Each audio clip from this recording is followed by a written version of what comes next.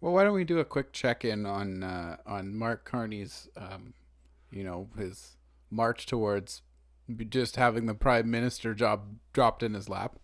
Um, what is he promising now? He when he first came upon the scene and everyone was talking about axe the tax, and then he came in and said, No, "Yes, conservatives were, I will." Yes, conservatives were talking about axe the tax, and it was popular. and now the liberals are also talking about it. Yeah. But Mark Carney, what did he do? Okay, so he came in the door, and he said, "Yes, this is unpopular. I think we need to get rid of it."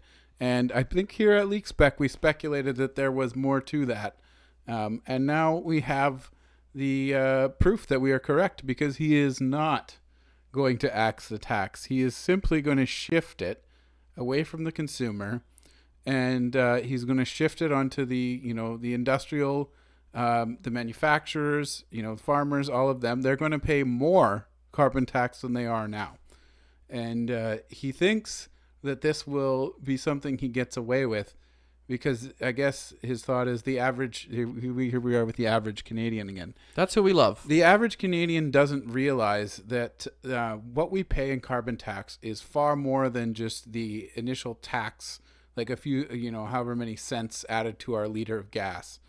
There's so many times that the carbon tax hits everything before you buy it. If you're buying food, the farmer was taxed. If you're buying something that's manufactured, the manufacturer was taxed. If you're buying something that was driven anywhere to a store or was moved by a plane or ship, the fuel that was used to move that was taxed.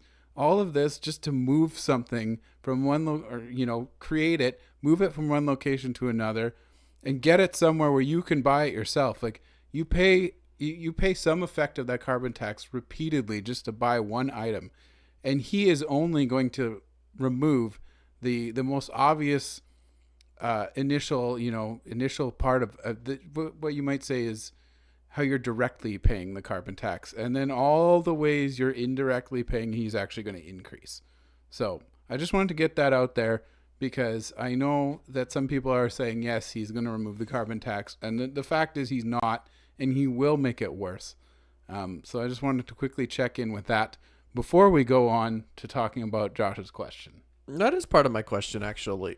It is, what are the reasons, conservative versus liberal? So we're saying conservatives are liberals are going to continue on this taxation policy of saving the entire world and planet and climate change and all that by taxing Canadians taxing excessively us into the ground. Yeah, so that's a big knock against the liberals.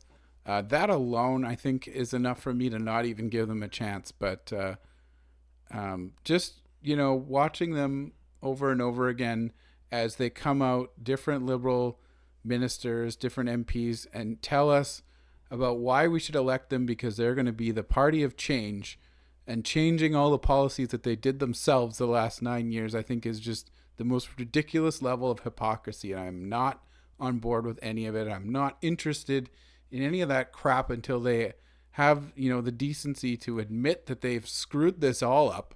They've put a lot of people in a tough position, and now they just want to pretend like that was someone else's mistake and we should elect them again. I don't know if you've noticed, but I'm a little upset about it. And for that alone, I mean, I'm not even interested in considering them. Well, that's short material right there.